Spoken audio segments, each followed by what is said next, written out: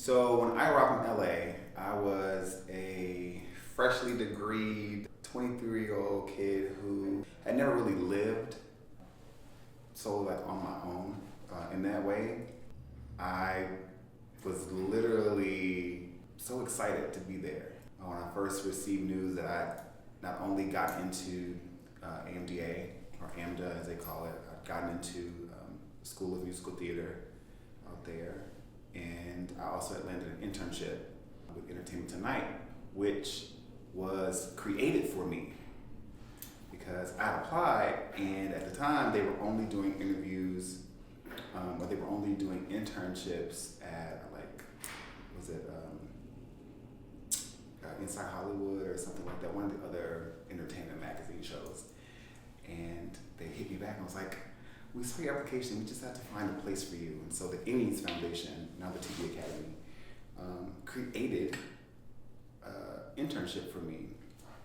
So I was like, I have to go.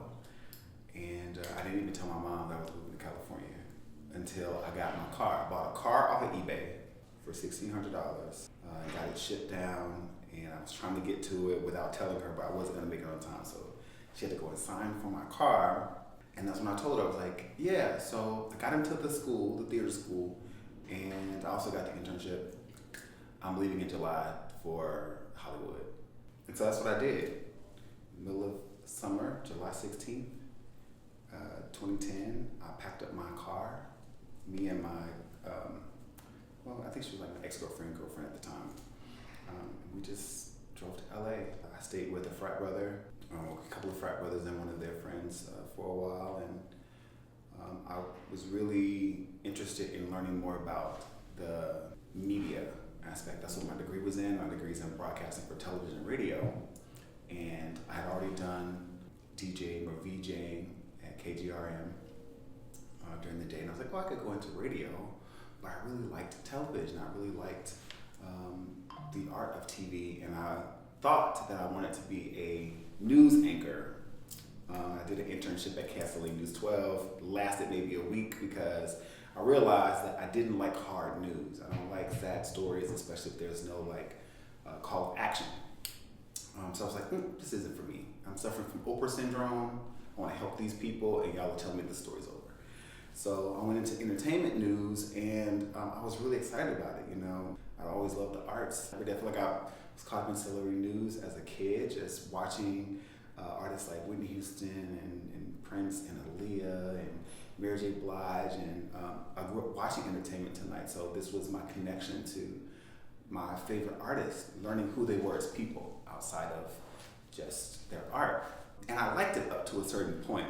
Got a chance to see what it's like as a director. I went to some red carpets and helped on some interviews, gone to all the parties. While I was there, I found out I was the only intern that was getting paid. And I didn't have to sit in the pit with the other interns. I actually had my own desk. I was right across from the senior supervising producer at the time, Brad Vesey, who ended up becoming the executive producer of The Talk during my internship. And if I was smarter then, I would have left with him. But I was like, they put me here, Entertainment Tonight, and I should just stay here, wait till the blah, blah.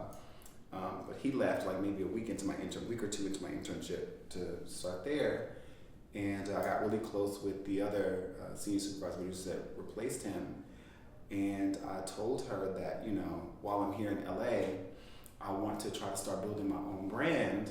I had already started being a little successful and popular on Facebook, using that as kind of like a place for me to share information, share news stories. And I had built this kind of like hashtag brand called Alonzo's Ugly Truth, where it was literally me being a Wendy Williams of my college campus, but I would use no names. It came out of backlash of me popping up in this article called 20 Questions on Our Campus, where they would say like 20 things. It asked me questions, but it's about someone on campus to figure out who it is. And I was like, I kind of like this though. That was kind of cute. So before I get out of here, I'm gonna roast all of y'all. But I didn't put any names on it, and it was so much fun. Like, people were literally waiting for the next ugly truth until people started exposing themselves because they felt, hit dog a holler.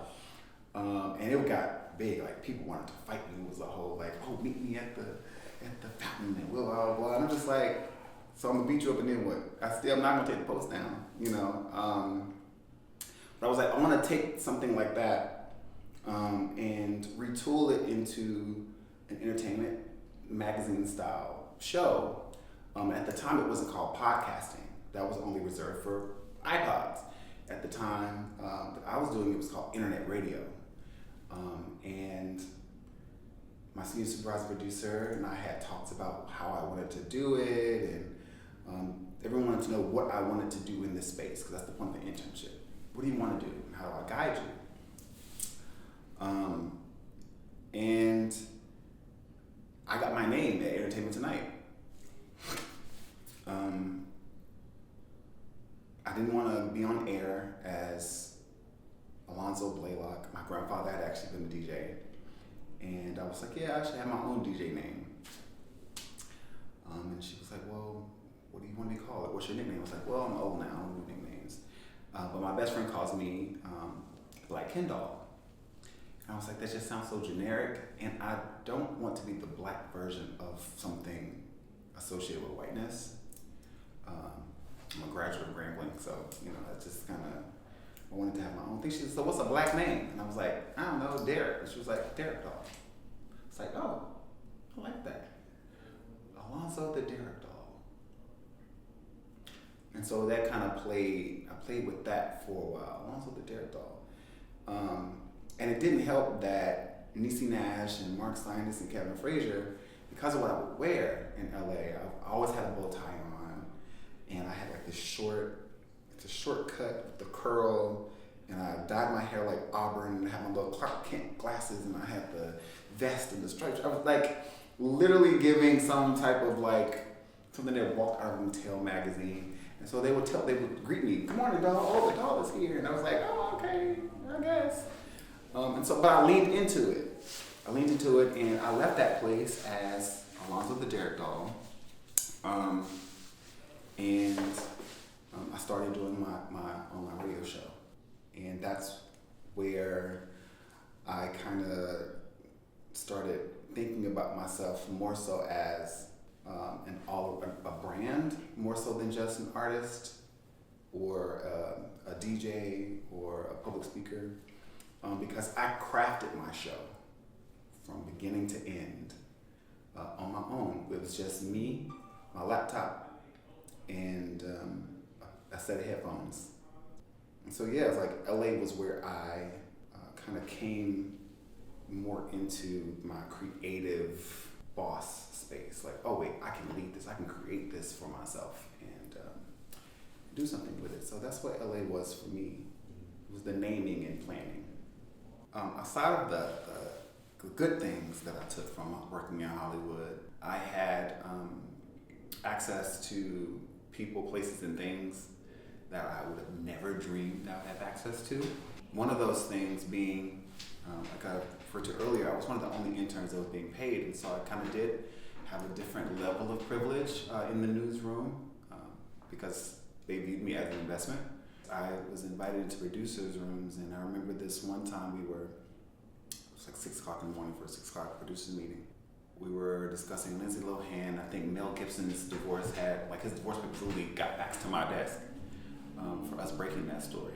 But we were in the planning room, in the production meeting, and I'm watching the producers and they're storyboarding and should we do this, do we do that? I'm just listening, and I'm watching them kind of like decide whether they're going to this is an opportunity to build someone up. Are we going to put the positive spin on this? What else do we have to go with this package? You know, what else do we have down the line? Can we get someone on the phone? Or is this where we got this information and if we don't put this out, Extra's going to put it out, or, you know, Inside Hollywood's going to put it out. So I was watching people literally choose to destroy someone because of how it would impact ratings. So they were literally planning someone else's story. And I was sitting there, I was like, wait a minute. So when it's my turn, there's going to be a room full of people who are going to have one piece of information, and they will get to decide together whether or not they are going to continue to build me up if they like me or if they think it's valuable, or they're going to decide we're going to participate in taking him down. And that moment shifted everything for me about what I felt about Hollywood and even the information I knew or took in from the media about celebrities and stars that I looked up to.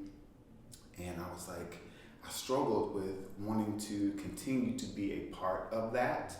That was a really hard decision. It's like, I know I'm eventually going to be one of these people. If I'm not a person inside this room that can advocate for these people, I'm going to be one of those people on this board. So I need to decide, how am I going to tell my story? So that's what I took from LA. I have to be in control of my narrative, because if I don't, someone else or a group of people are going to decide that and do that for me. And that decision was made in LA that I wasn't going to be one of those people. I had no intention of moving to the East Coast. I visited here twice when I was in college, and both times it was rainy, it was cold. The people felt disconnected, disengaged, and cold, and it wasn't something I was used to. So I was like, I would never live here. Even when I visited Hoboken for a training, I was like, oh, this is nice, but no, this isn't for me. I'm supposed to go to LA. I knew that. I knew that for 15 years. That's where I wanted to be. So when I was, when I left LA and I went home for a hiatus for 2 years, I literally ran. I ran from LA. It was so much going on. I think I got overwhelmed, and I really just ran. I ran home. And there, I kind of taken what I learned from LA and started applying it at home. I was the host of an open mic where I was responsible for, creating and maintaining a platform for other artists and creatives, while also having access for me to explore my art some more. And so I walked away from my radio show. I was in my second season. I walked away from that to focus on doing my first EP. I started recording music and started performing during my shows and getting booked for other shows. I was dating someone who was crazy, because we graduated college on the same day. She actually sat right next to me. And then 2 years later, a year or 2 years later, we ended up dating. But she was here in New York auditioning for BET and MTV. She was doing the rounds there. And she wanted help. She was like, hey, I need somebody that can come and, you know how to do help me with clearing the photo shoots. Just kind of like managing our business or the marketing stuff. But I just wasn't interested. I was like, listen, I can support you from here, if you make it, great, and then we can, whatever. I just had no interest. And I remember one night I was working on my website. It was maybe, in Louisiana, it was maybe 1 something in the morning. But here it was 2 o'clock in the morning, and she called me, and I heard my music play behind her. And I was like, what's going on? She's like, so I ran into an A&R from XYZ label, and they just want to talk to you, and when can you come out here? And I'm just like, it's where are y'all? She's like, we're at the club. I said, you're at what club? She's like, some club. I was like, but I hear my music. She's like, yeah, your music is playing in the club, and you need to be here to see this. And I was like, damn, maybe I should have had a iPhone at the time, because I didn't have one. But yeah, so I was flattered, but I wasn't interested. And maybe for 2 weeks, I kept getting calls and just checking in. It's you need to get here. And finally, the guy got me on the phone. And he was talking, he's like, listen, she sent me 4 of your tracks, and they're really hot. And it's I like this dress code, and it's very Jersey, very house, very, dance. And I think that we could do something with this if you come out here. And I'm like, I don't want to be in New York. I remember we were saying that, and I told my mom, I was like, well, they keep calling me, and I keep saying no, but they keep asking me. And she said that you pursued music because you want your music to be heard, right? I was like, well, yes. And she was like, well, do you want to be big in New York or be big in Shreveport? I was like, what kind of question is that to ask? I want to be big everywhere. But it's well, New York makes more sense, music-wise. She's like, okay, so what's keeping you from trying? You've already moved away before you, so you can do it. You have someone there that's waiting for you. And so literally one day I just decided to close down the business I had just started. I pivoted and I sold a car. I started selling buttons at the only mic that I was hosting, only Words Over Lattes, and then I prompted them, kind of told them that we're preparing for my last show because I have an opportunity in New York, and then I left October 20th, 2012. Went to Dallas to get on that plane. Missed the first plane, but yeah, I took that leap of faith and flew in to LaGuardia, and the girl I was supposed to meet didn't answer the phone. So I ended up getting in touch with someone I went to college with who lived in Lodi. I think they worked at Jersey Gardens. Because now that I live here, I'm like, oh my God, they were right here. And they was like, oh, you can just stay with me for a while. I free out a spare room. So I'm in the mall for about an hour, just doing my stuff, looking for this stand. My phone had died. So I'm like, oh my God, like, they're gonna kick me out of here. Like, I gotta find this boy. Ran into my friend, yeah, I stayed with them for about a couple of interesting weeks before actually catching up with her, and then we ended up going to Long Island. I was staying in Kings Park. Hurricane Sandy happened, so I was trapped there for 2 weeks. Yeah, and I was just like, the whole time I was like, I'm not supposed to be here. Like, I said I didn't want to come here. That was me the whole time, like, I said I didn't want to come here. And ever since I got here, it's just been one thing after another. The girl I came here to help and support ended up leaving, going back to Arkansas. After we had gotten in contact with one of my friends from college, Brittany, who was working in Newark. She worked for the city of Newark. She found I was here in the area, and she's like, well, where are you staying? And I kind of got quiet because at that time, we were literally sleeping in the car. So I was like, I think I'm somewhere between 21st Street and I'm like, girl, I don't fucking know where we are. I just know that in the morning, we're driving to a hotel so we can clean up in the bathrooms, and then we're gonna go try to find a Starbucks so we can have Wi-Fi and try to find another party to go to. Because that's what we were doing. We were trying to find the spaces to be in, to meet the right people, and to see, where can we work, or, the whole chasing the dream. And when I told my friend that I was sleeping in the car, she was like, no, you gotta get to East Orange. Like, I'll give you my address, like, y'all just come here.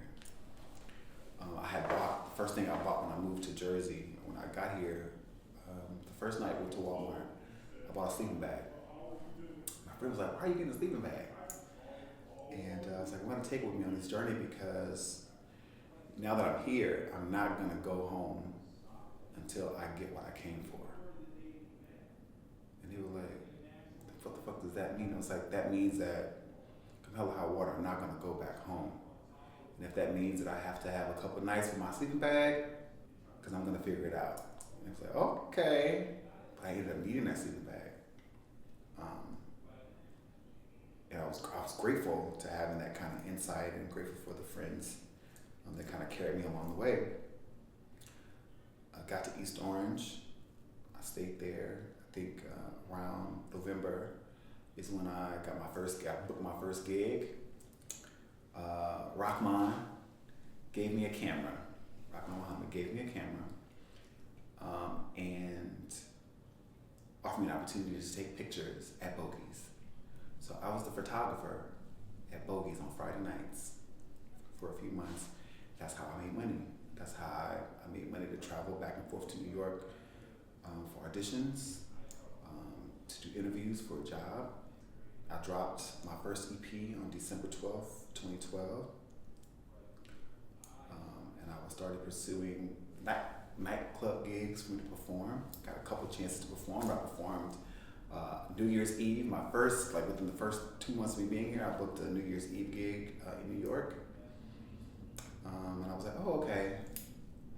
all right, I may be able to make this work. Even though I felt like this was a rocky start, I may be able to make this work. Next step was I got me a nice job in New York, and I started dating someone in Newark. So I was here all the time. I was like, oh, okay, well, I'll go home. And then I got trapped here.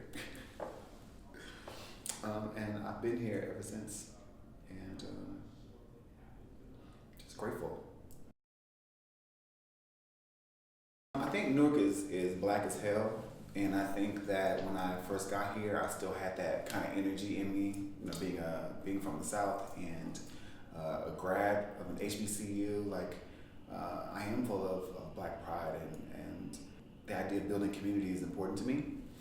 So the difference in LA, building community can be hard because everything feels transactional. It feels like everyone is kind of like trying to be in with a person because of how they can use that person, or what the benefits are. And I wasn't versed in moving that way. So it's kind of hard for me to connect with people in a real sense. Like, oh, I want to be your friend, and I don't want you to do anything for me. Like, I don't need you to introduce me to nobody. I don't need you to do anything. Like, I don't need you to do any of that stuff. I just want to hang out. I just want to go get tacos. I want to go to all the parties all the time. In New York, I think there's this kind of like attitude of being occupied that I noticed, where everybody's busy, right? And for me, that's great for my ADHD mind because I feel like in my brain I'm like that, but socially I'm not, right? So trying to connect with people, or even how they receive me. Somebody cursed me out for saying good morning, and I was like, there's something going on here that I can't relate to, because where I'm from, if we lock eyes, I'm walking, oh, good morning.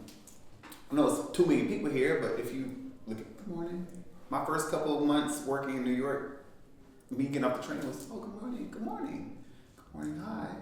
Hi, like, you're looking at me. And then somebody literally cussed me out on 6th Avenue. I'll never forget it. Like, literally stopped me. It's like, what the fuck that mean? I was like, good morning? It just means good morning. Like, what do you mean good morning? How you know I'm having a good morning? It's like, I don't know if you're having a good morning, but you looked at me, so I'm acknowledging you and I'm speaking to you. So yeah, well, you must not be from around here. I was like, I'm not from around here, but I need to get the hell away from here. I know that. I knew that then. So Newark, when I got here, it just felt different. The women felt different. I think women also play a role in how, not just how communities are built, but the mood of community. Women in LA are trying to perform in a way. No offense to women who were born and raised in LA, but the culture there is like, it's kind of performative. And in New York, it's like boss moves, everybody's a boss. Everybody's working, everybody's a bad bitch, everybody, that energy. In Newark, it was like, we're a family here. It's, do you need anything? And they embraced me in a totally different way, and it was so easy for me to kind of build community here. And so I was like, oh, I like this place. And I guess they like me. So yeah, that's the vibes. Newark had the vibes that resonated with me, that, even though I only thought it was going to be for 2 years, it was a place where I felt safe, I felt seen, and I knew eventually I'd be heard here. Yeah.